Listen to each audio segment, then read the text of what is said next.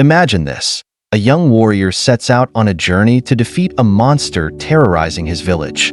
He spends years training in solitude, sharpening his skills, and gathering weapons for the ultimate battle. When the day comes, he steps into the dark lair of the beast. The air is thick, the ground trembles, and his heart pounds. After a fierce battle that pushes him to the brink of his strength, he plunges his sword into the monster's heart, feeling triumph course through his veins. But then, something strange happens. As the beast collapses, its eyes lock onto his. In their reflection, he sees something he doesn't expect. He sees not the brave warrior he believed himself to be, but a twisted, monstrous figure staring back. His heart sinks. Had he defeated the monster, or had he become it? This story mirrors one of Nietzsche's most famous and often misunderstood quotes. Asterisk, he who fights with monsters should look to it that he himself does not become a monster. And if you gaze long into an abyss, the abyss also gazes into you. Asterisk. At first glance, these words seem cryptic, even ominous. But what if they hold the key to understanding not just ourselves, but the very nature of the human experience? What does it mean to confront the monsters in our lives, whether they are external challenges, internal fears, or even societal struggles, without letting them consume us? And why is it that the abyss, the darkness we avoid, has the power to gaze back? These questions aren't just abstract philosophy. They touch on something deeply personal and universal: the battle between who we are and who we risk becoming. Nietzsche's warning invites us to a dangerous but necessary journey into the unknown depths of our own minds. In this exploration, we'll delve into the profound insights of Nietzsche's philosophy, peeling back the layers of human nature, morality, and power. Together, we'll uncover why facing the darkness is not just inevitable but essential. We'll see how his ideas remain strikingly relevant in the modern world, whether it's in personal growth, societal challenges, or the delicate dance between strength and vulnerability. So, prepare yourself. This journey is not for the faint of heart, but for those willing to confront the abyss. The reward is clarity, resilience, and perhaps even transformation. Let's begin. Nietzsche's famous quote, "He who fights with monsters should look to it that he himself does not become a monster. And if you gaze long into an abyss, the abyss also gazes into you," is one of those lines that seems to stick in your mind, haunting and profound. But like much of Nietzsche's work, its true meaning often eludes us at first glance. It's a riddle wrapped in psychological insight, daring us to question not just the world but ourselves. This particular quote comes from Nietzsche's Beyond Good and Evil, a book that challenged conventional ideas of morality. Nietzsche had little patience for what he saw as society's simplistic labels of good and evil. To him, these were constructs, artificial frameworks imposed on human behavior, shaped by centuries of philosophical and religious thought, particularly the legacies of Plato and Christianity. These systems, Nietzsche argued, attempted to tame humanity by reducing it to a binary world where everything was neatly categorized into moral opposites.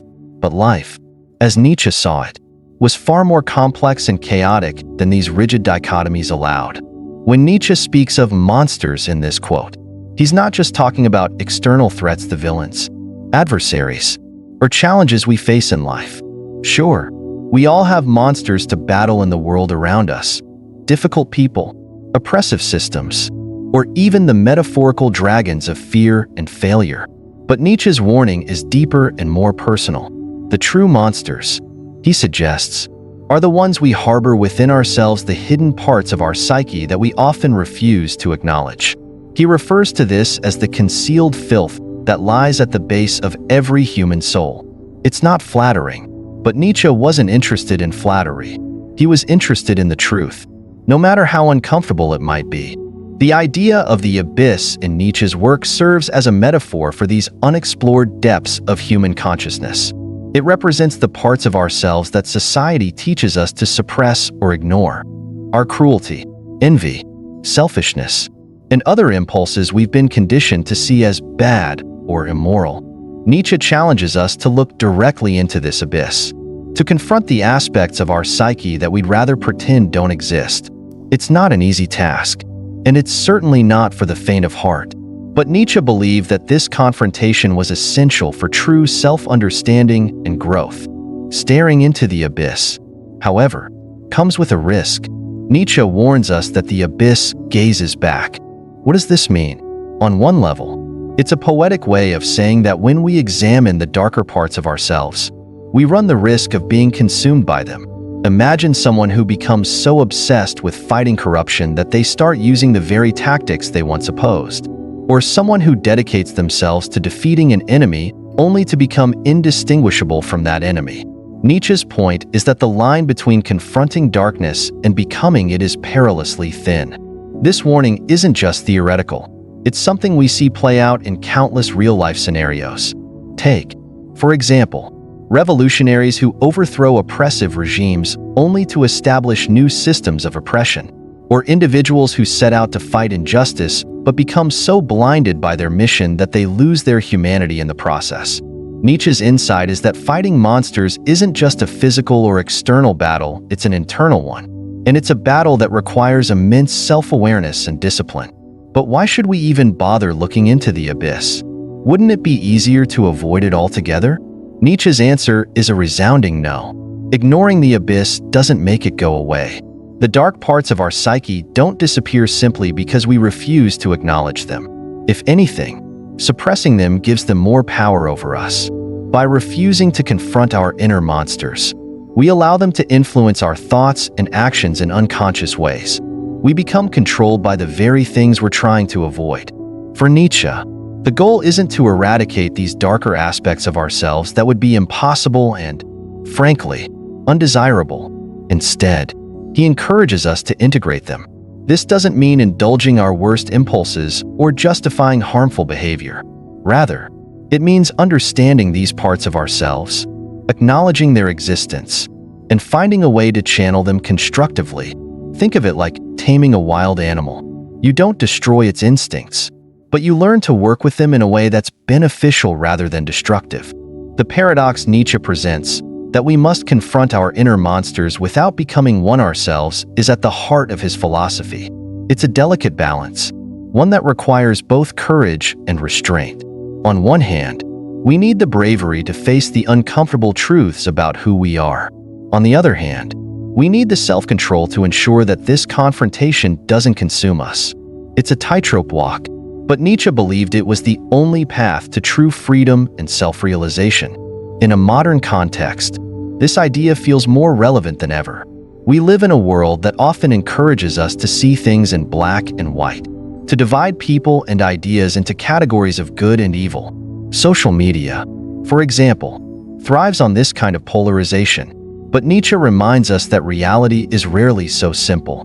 The monsters we see in others often have their roots in ourselves, and the abyss we fear might hold the key to our growth. Take the example of cancel culture.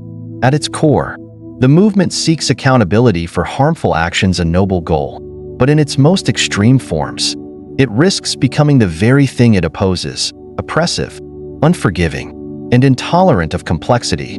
Nietzsche's warning about becoming the monster we fight feels eerily prescient in this context. It challenges us to ask difficult questions. Are we truly fighting for justice? Or are we feeding our own need for power and retribution? Are we confronting the abyss with self-awareness? Or are we letting it pull us in? Nietzsche's philosophy doesn't offer easy answers. If anything, it demands that we sit with discomfort and uncertainty. But that's precisely what makes it so powerful. By rejecting simplistic dichotomies and embracing the messy, multifaceted nature of human existence, Nietzsche invites us to live more authentically. He dares us to look into the abyss not because it's safe, but because it's necessary. So, what does it mean to fight monsters and stare into the abyss? It means taking an honest look at ourselves, acknowledging our flaws and contradictions, and finding a way to navigate the complexities of life without losing our humanity. It means recognizing that our inner darkness isn't something to fear but something to understand and integrate. And it means walking the fine line between confronting the abyss and being consumed by it, a line that, while treacherous, leads to greater clarity, resilience, and self-awareness. In the end, Nietzsche's quote is less a warning and more a challenge. It asks us to grapple with the full spectrum of our humanity, to embrace both light and dark, and to emerge not as monsters but as stronger, more complete individuals.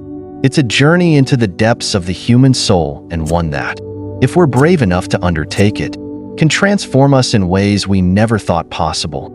Nietzsche's fascination with ancient Greek culture reveals much about his critique of modern morality and the philosophical traditions that shaped it. To him, the Greeks, particularly those from the pre-Socratic era, represented a mindset unburdened by the rigid dichotomies of good and evil, truth and falsehood. Their view of the world was raw, unfiltered, and unapologetically human, embracing the full spectrum of life's chaos and complexity. Nietzsche often contrasted this with the influence of Plato and the later Christian moral framework, which, in his view, sterilized humanity's essence by forcing it into artificial categories. Take the figure of Odysseus. For example, in Homer's Odyssey, Odysseus is celebrated for his cunning and ability to deceive. He's a master of strategy, using his wit and resourcefulness to overcome seemingly insurmountable challenges, whether it's tricking the Cyclops by calling himself nobody or devising the Trojan horse. Odysseus exemplifies a kind of intelligence that's fluid and adaptive, not bound by rigid moral codes. To modern readers, particularly those influenced by Christian ethics, Odysseus might seem unscrupulous, a liar, a manipulator, even a coward. But to the Greeks, his cunning was a virtue, a testament to his ingenuity and survival skills. Nietzsche admired this perspective because it reflected a world unclouded by what he saw as the stifling influence of Plato's philosophy. Before Plato introduced the concept of an ideal world, a realm of perfect forms that transcends the messy, imperfect material world, people like the Greeks viewed life more holistically. To them, there wasn't a sharp divide between appearance and reality. What you saw was what you got. And success in life didn't depend on adhering to abstract ideals, but on navigating the world as it is, with all its unpredictability and contradictions. Plato changed all that. His theory of forms posited that the material world we experience is just a shadow of a higher, more perfect reality. In this framework, truth, beauty, and goodness exist as immutable ideals, while everything in the physical world is an imperfect reflection of these forms. For example, a chair in the material world is merely a flawed instantiation of the ideal chair that exists in the realm of forms. This idea introduced a hierarchy where the material world was devalued in favor of an abstract, transcendent realm. Nietzsche saw this shift as the beginning of what he called the taming of man. By prioritizing the ideal over the real, Plato's philosophy encouraged humanity to turn away from the raw, vibrant experience of life and instead strive for something unattainable and otherworldly. This worldview didn't just influence philosophy, it became the foundation for Western religion, particularly Christianity. Where Plato spoke of the realm of forms, Christianity spoke of heaven. Where Plato emphasized the ideal of the good, Christianity reframed it as God's will. The material world was cast as fallen, sinful, and in need of redemption. To Nietzsche, this dualistic way of thinking was profoundly limiting. It created artificial boundaries within human experience, dividing actions, thoughts, and desires into categories of good and evil, truth and falsehood. These binaries didn't reflect the complexity of human nature. Instead, they imposed an external framework that denied the richness and diversity of life. Nietzsche called this moral system slave morality because he believed it was designed to suppress humanity's natural instincts and vitality. It prioritized meekness, humility, and self-sacrifice, traits that Nietzsche associated with weakness, while condemning traits like ambition, strength, and cunning as sinful or immoral. In contrasting the Greek celebration of Odysseus with the later Christian condemnation of such figures, Nietzsche highlights the fundamental difference between these worldviews. For the Greeks, there was no need to divide the world into neat moral categories. Life was a chaotic interplay of forces, and what mattered was how skillfully you navigated it. Deception wasn't inherently bad. It was a tool, a means of survival. Strength wasn't inherently good. It depended on how it was used. This fluidity allowed the Greeks to embrace life in all its contradictions, without the guilt or shame that later moral systems imposed. The influence of Platonism and Christianity, Nietzsche argued, robbed humanity of this freedom by insisting on an idealized version of truth, beauty, and goodness. These systems made people distrust their own instincts and experiences. They created a sense of alienation, as individuals were taught to view their natural desires as flawed or sinful. This led to what Nietzsche called a denial of life, where people turned away from the here and now to focus on an abstract, otherworldly ideal. Nietzsche's critique of this dualistic thinking goes beyond philosophy and religion. It's a fundamental challenge to how we understand ourselves and the world around us. By dividing the world into rigid categories, we lose sight of its complexity. We start to see things in terms of black and white, right and wrong, rather than embracing the shades of gray that make life interesting and dynamic. Nietzsche believed that true strength came from rejecting these artificial binaries and embracing the chaos and contradictions of life. For Nietzsche, this rejection of dualism wasn't just an intellectual exercise, it was a call to action. He urged humanity to return to a pre-Platonic mindset, one that celebrated life in all its messy, imperfect glory. This meant acknowledging the darker aspects of human nature, the monsters and the abyss, not as things to be feared or suppressed, but as integral parts of who we are. By doing so, Nietzsche believed we could break free from the constraints of moral dogma and live more authentically. This is why Nietzsche so often returned to the Greeks as a model. Their worldview, untainted by Plato's idealism or Christianity's moralism, offered a vision of life that was raw, vibrant, and unapologetically human. They didn't see the world as something to be transcended or perfected. They saw it as something to be lived, in all its beauty and brutality. For Nietzsche, this was the essence of what it meant to go beyond good and evil. In today's world, Nietzsche's critique of dualistic morality feels strikingly relevant. We live in a time of polarization, where people are often quick to categorize others and themselves into simplistic labels. But Nietzsche's philosophy reminds us that life isn't so easily divided into good and evil, truth and falsehood. It's a complex, ever-changing interplay of forces, and our task isn't to impose order on it, but to learn how to navigate it with courage and creativity. By revisiting the lessons of the Greeks and questioning the legacy of Plato and Christianity, Nietzsche challenges us to rethink what it means to be human. He invites us to embrace life in all its complexity, to confront the monsters within and without, and to stare into the abyss without flinching. It's not an easy path, but for Nietzsche, it's the only one worth taking. At the core of Nietzsche's philosophy lies a bold, even radical idea, that the fundamental drive of human beings is not survival, as Darwin might suggest, but something deeper and more profound, what Nietzsche calls the will to power. This isn't just about dominance or control, though it can take those forms. For Nietzsche, the will to power is the driving force behind all human creativity, ambition, and self-overcoming. It's about the urge to grow, to achieve, and to transform oneself and the world around us. The will to power challenges many of the assumptions we hold about human nature. Conventional thinking often reduces human motivation to simple biological imperatives, the need to eat, reproduce, and avoid danger. Nietzsche doesn't deny these drives exist, but he sees them as secondary, even derivative.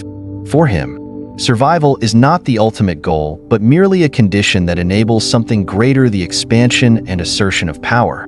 And this power isn't just about physical strength or political dominance. It's about the capacity to shape our environment, our relationships, and most importantly, ourselves. Think about it. When we achieve something, whether it's creating a work of art, winning a competition, or simply solving a difficult problem, we feel a surge of energy and satisfaction. Nietzsche would argue that this feeling isn't just about meeting a need or achieving a goal. It's about the affirmation of our power. We prove to ourselves that we are capable, that we can overcome obstacles and impose our will on the world. This is the will to power in action. But Nietzsche doesn't stop at this uplifting vision of human potential. He also delves into the darker aspects of the will to power, particularly its relationship to human cruelty. For Nietzsche, cruelty isn't some aberration or defect that can be eradicated through education or moral improvement. It's a fundamental part of who we are. This doesn't mean we are all destined to be sadistic tyrants, but it does mean that the impulse to assert power over others and sometimes to cause harm is baked into our nature. This idea can be deeply uncomfortable, especially in a world that often values kindness, empathy, and cooperation. But Nietzsche's point isn't to endorse cruelty or to suggest that we should act on our basest impulses. Instead, he wants us to confront these impulses honestly. Pretending they don't exist, or labeling them as purely evil, doesn't make them go away. In fact, it can make them more dangerous, as they continue to influence our behavior in unconscious ways. Take, for example, an act of kindness. On the surface, it might seem like a purely altruistic gesture, a selfless effort to help someone in need. But Nietzsche asks us to look deeper. Why do we help others? Is it purely out of compassion? Or is there an element of power in play? When we help someone, we are often in a position of strength. We have something they need, whether it's resources, knowledge, or support. By giving it to them, we affirm our own power. This doesn't mean the act is insincere or malicious, but it does complicate the narrative of pure altruism. Nietzsche's critique extends to morality itself. He argues that many of our moral systems are built on a denial of the will to power. They teach us to suppress our instincts, to prioritize meekness and self-sacrifice over strength and ambition. Christianity, in particular, comes under fire in Nietzsche's work for promoting what he calls slave morality. This type of morality, Nietzsche argues, arose from the resentment of the weak toward the strong, unable to compete on equal terms. The weak redefined strength and power as evil, while elevating traits like humility and submission as virtuous. But Nietzsche doesn't advocate for a return to a might makes right mentality. His goal isn't to glorify domination or oppression. Instead, he wants us to recognize that power is a fundamental part of life and that our challenge is to channel it constructively. The will to power can manifest in destructive ways through violence, exploitation, or cruelty, but it can also drive us to create, to innovate, and to grow.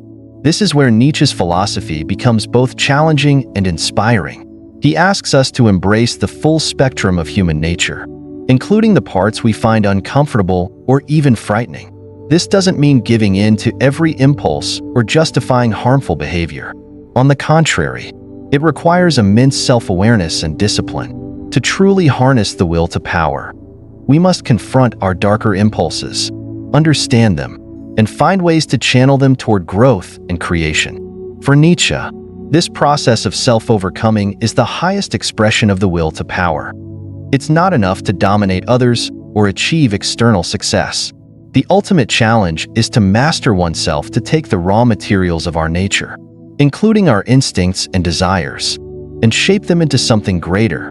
This is what Nietzsche means when he talks about becoming a Superman or Übermensch. It's not about becoming a literal superhero, but about transcending the limitations of conventional morality and realizing our full potential. One of Nietzsche's most provocative ideas is his assertion that even acts of cruelty and suffering can serve a higher purpose. He sees pain not as something to be avoided at all costs, but as a necessary part of growth. Just as a sculptor must chip away at a block of marble to create a masterpiece, we must confront challenges and endure hardships to refine ourselves. This doesn't mean seeking out suffering for its own sake, but it does mean recognizing its value as a catalyst for transformation. This perspective can be difficult to accept, especially in a culture that often prioritizes comfort and avoidance of pain. But Nietzsche challenges us to think differently. What if our struggles and failures aren't just obstacles to overcome, but opportunities to grow stronger? What if the moments when we feel most vulnerable or defeated are the moments when we have the greatest potential for self-discovery and reinvention? Nietzsche's exploration of the will to power and human nature forces us to grapple with some uncomfortable truths. It asks us to let go of simplistic notions of good and evil, to question the motivations behind our actions, and to confront the darker parts of ourselves. But it also offers a path forward, a way to embrace our complexity and use it as a source of strength and creativity. Ultimately, Nietzsche's philosophy is a call to courage. It's a reminder that living fully means engaging with all aspects of life, even the ones that scare us. The will to power isn't just about exerting control over the world. It's about mastering ourselves, embracing our contradictions, and using them to create something meaningful. It's about turning the raw, chaotic energy of life into a force for transformation, not just for ourselves, but for the world around us. And in that process, we find not just power, but freedom. Stories have a way of making complex philosophical ideas come alive, and Nietzsche's exploration of morality, power, and human nature is no exception. His ideas gain clarity when viewed through the lens of vivid examples, both ancient and modern. By examining stories like that of Odysseus and the Cyclops, or the ethical dilemmas surrounding modern technology, we see how Nietzsche's philosophy applies across time, touching on universal truths about human behavior and the pursuit of power. Let's start with the story of Odysseus and the Cyclops. Trapped in the cave of the monstrous Polyphemus, Odysseus faces a situation that seems hopeless. The Cyclops is massive, brutal, and has sealed the only exit with a boulder too heavy for Odysseus and his men to move. Fighting Polyphemus' headon would be suicidal, but surrendering means certain death. So Odysseus uses his wit instead of brute force. He tricks Polyphemus by telling him that his name is Nobody. Later, when Odysseus blinds the Cyclops during the night, Polyphemus cries out in agony, "Nobody is hurting me." His fellow Cyclopes, hearing this, assume there's no real danger and ignore his calls for help. This clever ruse allows Odysseus and his men to escape. To modern audiences, especially those shaped by ideals of honesty and fair play, Odysseus's actions might seem cowardly. Why not face the Cyclops directly, fight with honor, and emerge victorious? But for the Greeks, the story celebrates something far more valuable than brute strength: resourcefulness. Odysseus's cunning and adaptability are seen as virtues, traits that allow him to navigate a chaotic and unpredictable world.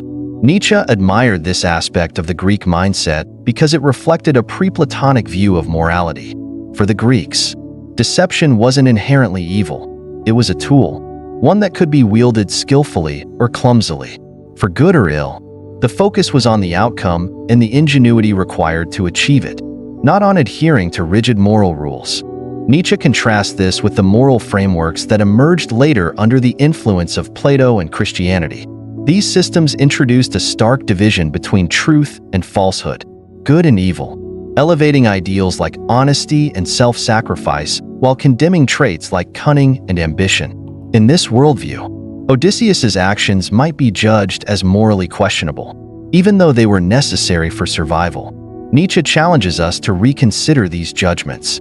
By clinging to rigid moral binaries, we risk overlooking the complexity of human behavior and the situational ethics required to navigate a chaotic world.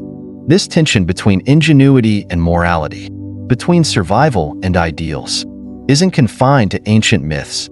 It's alive and well in the modern world, particularly in the realm of technology and innovation. Consider the development of artificial intelligence. Companies and researchers working on AI are often faced with ethical dilemmas that echo the challenges faced by Odysseus. On one hand, AI has the potential to solve some of humanity's most pressing problems, from healthcare to climate change. On the other hand, it carries significant risks, from job displacement to the creation of autonomous weapons or systems that could spiral out of control. The pursuit of AI is, in many ways, an expression of humanity's will to power, the drive to expand our capabilities and reshape the world. But as Nietzsche warns, the pursuit of power comes with its own dangers. If we're not careful, we risk creating monsters that could ultimately consume us. This is the modern-day abyss, the unknown, uncharted territory of technological advancement. Just as Odysseus had to navigate the dangers of the Cyclops' cave, we must navigate the ethical and existential challenges posed by AI. Take, for example, the development of facial recognition technology. On the surface, it seems like a useful tool, one that could enhance security, streamline processes, and even help solve crimes. But as this technology becomes more widespread, Concerns about privacy and misuse come into play. Who gets to control this technology? And how should it be regulated? In the wrong hands, facial recognition could become a tool for oppression, enabling mass surveillance and the suppression of dissent. Like Odysseus, we find ourselves in a situation where the tools we create to solve one problem can easily create new ones if wielded carelessly. The ethical dilemmas surrounding AI also highlight another of Nietzsche's key insights: the importance of self-awareness in the exercise of power. It's not enough to develop powerful tools. We must also understand and confront our own motivations for using them. Are we pursuing innovation for the greater good? Or are we driven by greed, competition, or the desire for control? These are difficult questions, but they're essential if we're to avoid being consumed by the monsters we create. The parallels between Odysseus's story and the challenges of modern technology reveal a fundamental truth about human nature. Our greatest strengths often carry the seeds of our greatest weaknesses. Just as Odysseus's cunning allows him to escape the Cyclops, but later leads to hubris when he taunts Polyphemus and brings Poseidon's wrath upon himself.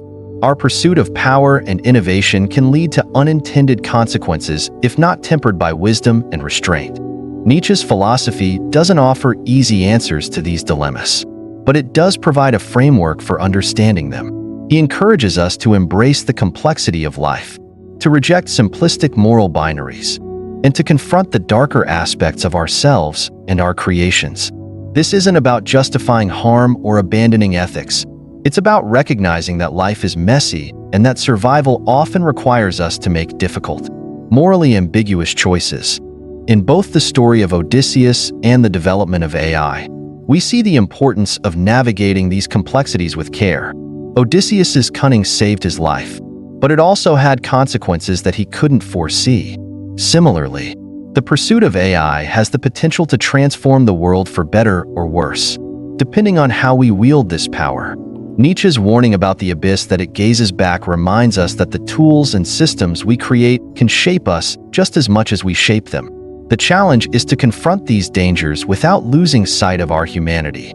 Ultimately, Nietzsche's philosophy is a call to balance. It asks us to embrace our ingenuity and ambition while remaining vigilant about the risks they entail. It challenges us to confront the monsters within and without, not with fear or denial, but with courage and self-awareness. And it reminds us that in navigating the chaos of life, whether in ancient caves or the cutting-edge labs of today, our greatest strength lies not in avoiding the abyss, but in learning how to face it. Nietzsche's warning about the abyss and his critique of traditional morality feel more urgent than ever in today's world. We live in a time of social upheaval, where cultural norms are questioned, and debates about truth, ethics, and power dominate public discourse. Nietzsche's philosophy challenges us to confront these shifts with a level of courage and self-awareness that is often lacking in the polarized conversations of our age. One of Nietzsche's key critiques of morality was that it functioned as a tool for suppressing humanity's natural instincts, forcing people into rigid categories of good and evil. This critique resonates deeply when we look at the moral climate of modern society, particularly in the context of cancel culture and the rise of ideological echo chambers. Cancel culture, in its essence, seeks to hold individuals and institutions accountable for their actions. On the surface, this aligns with Nietzsche's disdain for hypocrisy and his call to confront uncomfortable truths. However, Nietzsche might argue that cancel culture often mirrors the same moral rigidity he criticized in traditional systems. It can devolve into a binary framework where people are either virtuous or irredeemably flawed, leaving no room for complexity or growth. This rigidity overlooks what Nietzsche considered essential: the messiness of human nature. To him, morality should not be about conforming to external rules, but about understanding and embracing the full spectrum of human instincts, both light and dark. Modern society's tendency to demonize individuals for their perceived failures often prevents meaningful dialogue or personal transformation. Instead, Nietzsche would likely advocate for a more nuanced approach, recognizing flaws as inherent to the human condition while encouraging individuals to confront and overcome them. In this way, we move beyond simply punishing others and toward fostering real accountability and growth. The idea of the abyss in Nietzsche's philosophy feels particularly apt in the digital age. The internet, social media, and the constant bombardment of information often act as a modern-day abyss, reflecting our collective fears, desires, and anxieties.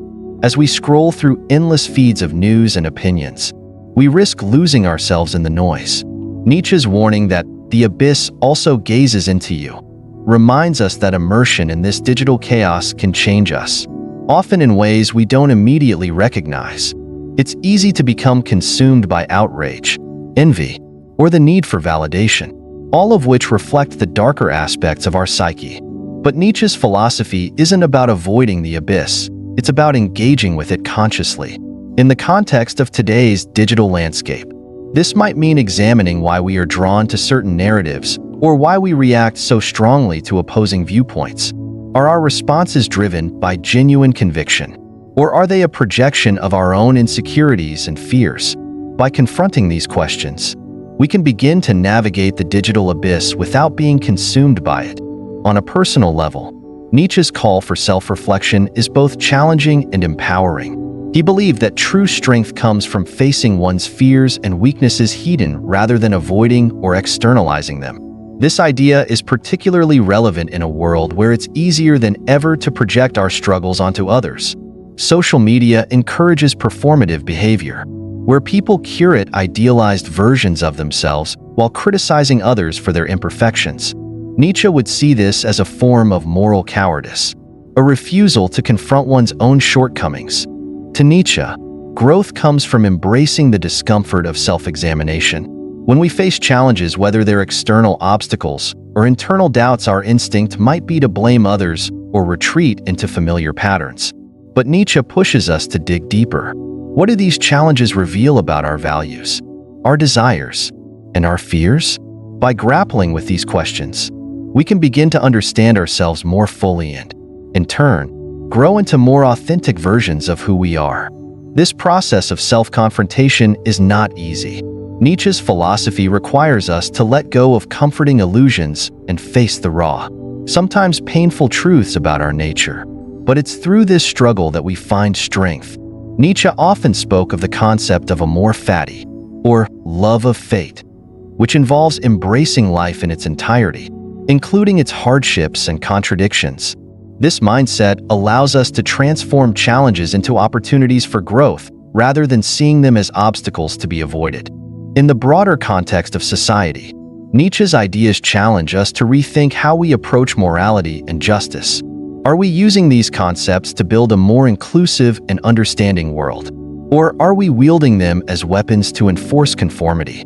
Nietzsche's critique of traditional morality wasn't about rejecting ethics altogether, but about questioning their foundations and purpose. He believed that morality should serve life, not the other way around. In practice, this means creating systems that acknowledge human complexity and encourage personal responsibility without resorting to punitive absolutism. Nietzsche's insights also offer guidance for navigating the existential challenges of the modern age.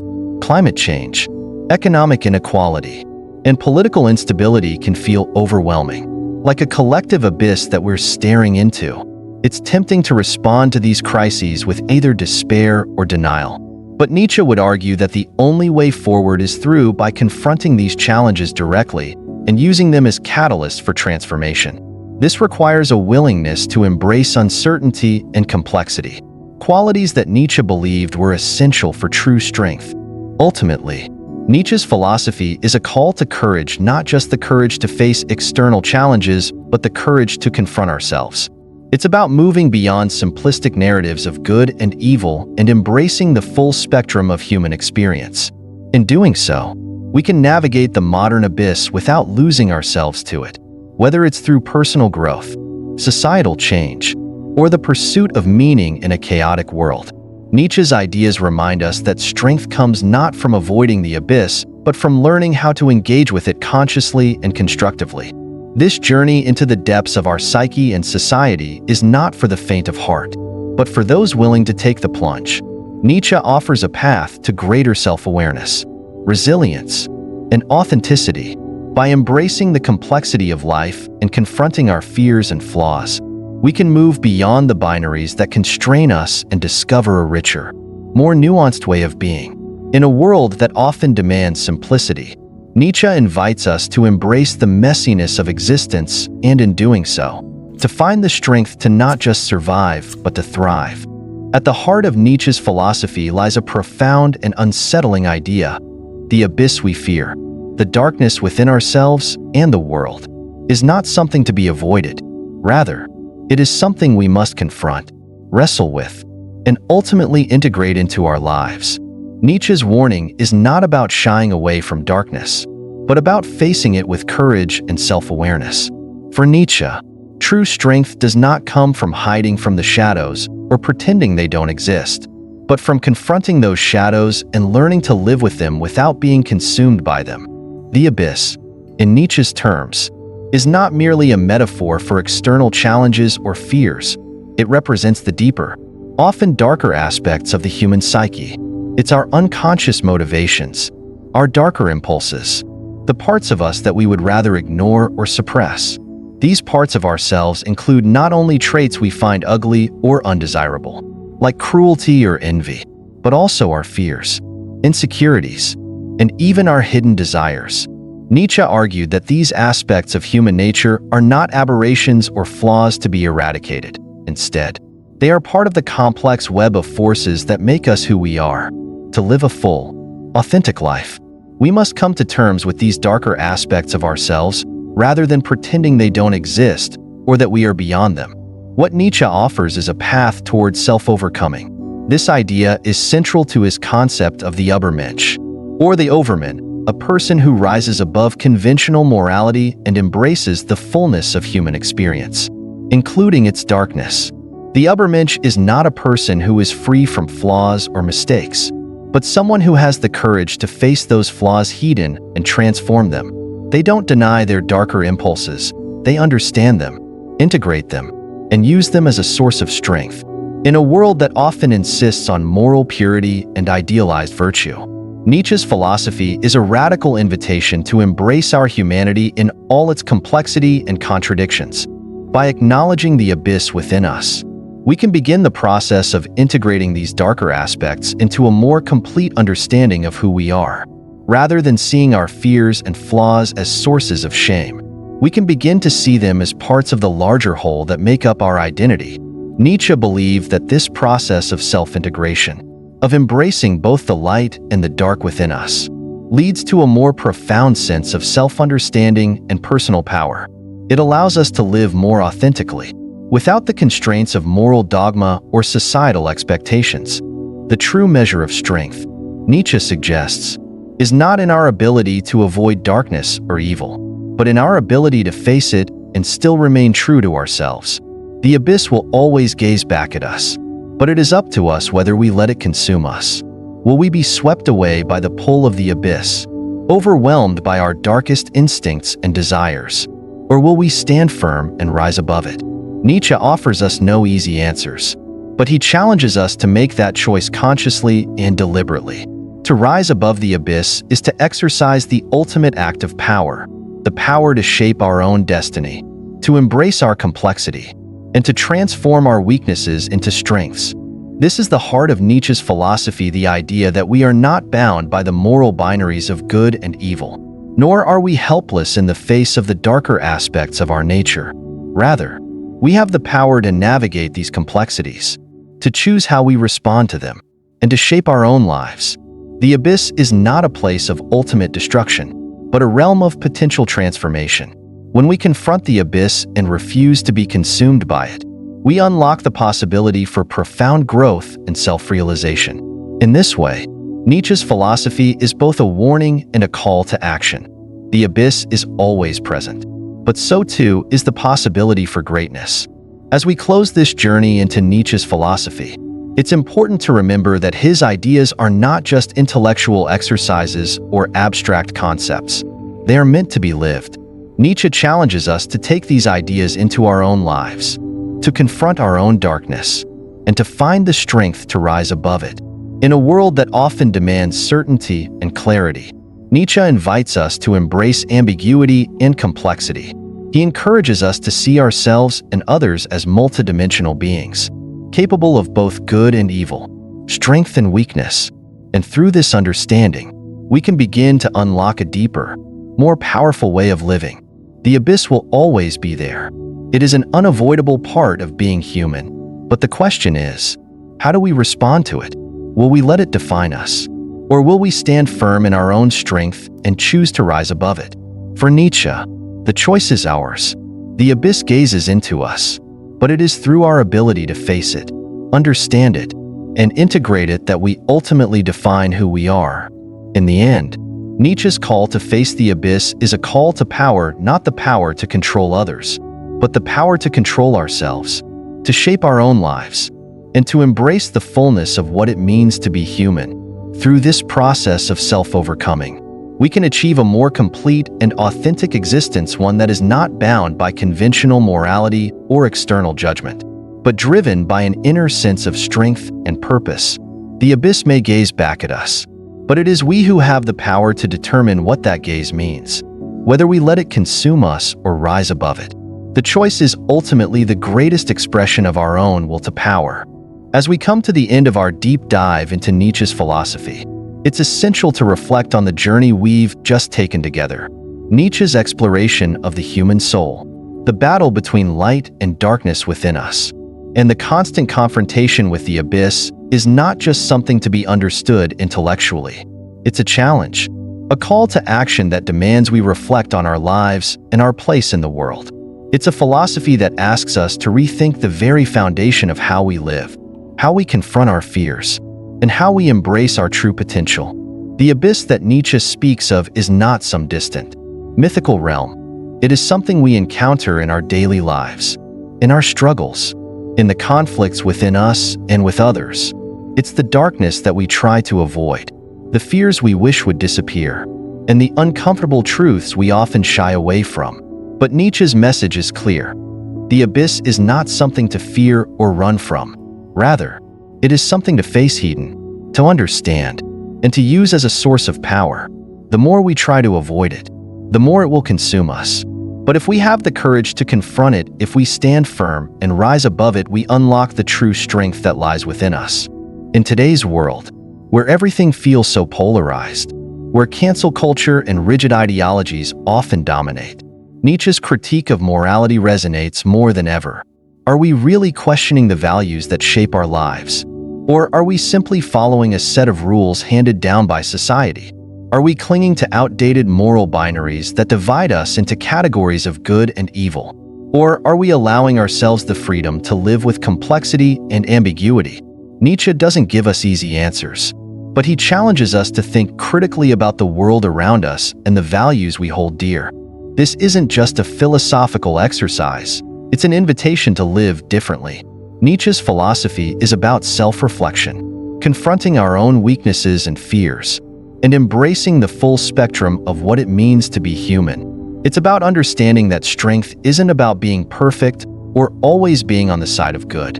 Strength is about recognizing our flaws, accepting them, and using them to grow and evolve. It's about learning to dance with the darkness within us, without letting it consume us. So, as you continue your own journey of self-discovery, remember this: the abyss will always be there. It's not something you can avoid, but it's also not something that has to define you. Your ability to stand firm, to rise above the chaos, and to integrate both the light and the dark aspects of your nature is where true strength lies. The choice, as Nietzsche would say, is yours. If you found this video helpful and insightful, don't forget to hit the like button, share it with others, and subscribe to the channel. Let's keep this conversation going. Share your thoughts and experiences in the comments below. How do you navigate the abyss in your own life? What has Nietzsche's philosophy taught you about strength, morality, and self-overcoming? I'd love to hear from you. Thank you for joining me on this exploration of Nietzsche's ideas. Until next time, keep questioning, keep confronting, and most importantly, keep growing.